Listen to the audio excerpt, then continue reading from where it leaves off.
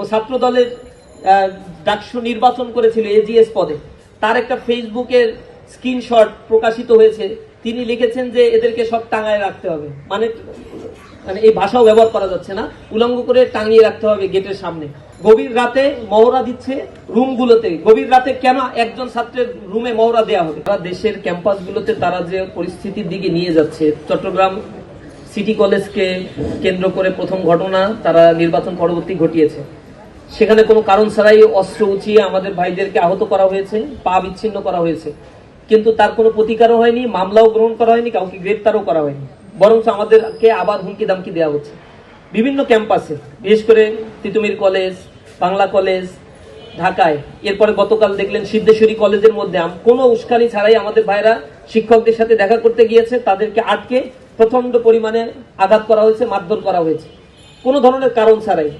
আমরা পরবর্তীতে এর ব্যাপারে বিক্ষোভ মিছিল করেছি, প্রতিবাদ জানিয়েছি, আমরা সংঘর্ষে এড়ানোর চেষ্টা করছি।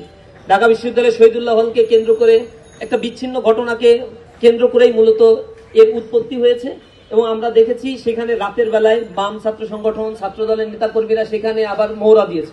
ও ছাত্র দলের ডাকসু নির্বাচন করেছিল এজিএস পদে, তার একটা ফেসবুকের স্ক্রিনশট প্রকাশিত হয়েছে। তিনি লিখেছেন যে এদেরকে সব টাঙায় রাখতে হবে, মানে এই ভাষাও ব্যবহার করা যাচ্ছে না, উলঙ্গ করে টাঙিয়ে রাখতে হবে গেটের সামনে। তার মানে কোন সংস্কৃতির দিকে যাচ্ছে? রাতের বেলায় গভীর রাতে মহড়া দিচ্ছে রুমগুলোতে। গভীর রাতে কেন একজন ছাত্রের রুমে মহড়া দেওয়া হবে? যদি তাদের বক্তব্য থাকে তাহলে দিনের বেলায় বলবে।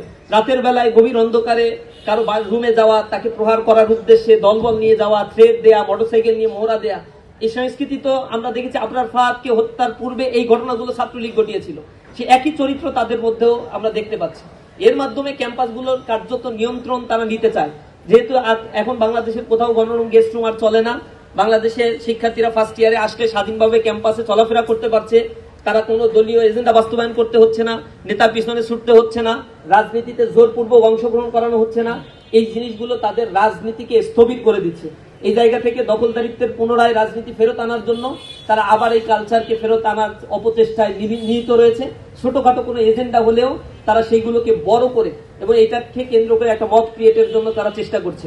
আমরা মনে করি তাদের এই হীন চক্রান্তগুলো তারা সফল হতে পারবে না ইনশাআল্লাহ। ছাত্ররা ঐক্যবদ্ধ আছে এবং আমরা এই প্রজন্ম সচেতন আছি ইনশাআল্লাহ। যারা ছিল ইসলামী ছাত্র শিবিরের পক্ষ থেকে তাদেরকে নিয়ে নানা ধরনের কর্মসূচি পালন করেছি। তাদের চিকিৎসার যেটা প্রয়োজন সেগুলো আমরা আমাদের পক্ষ থেকেও করার চেষ্টা করেছি।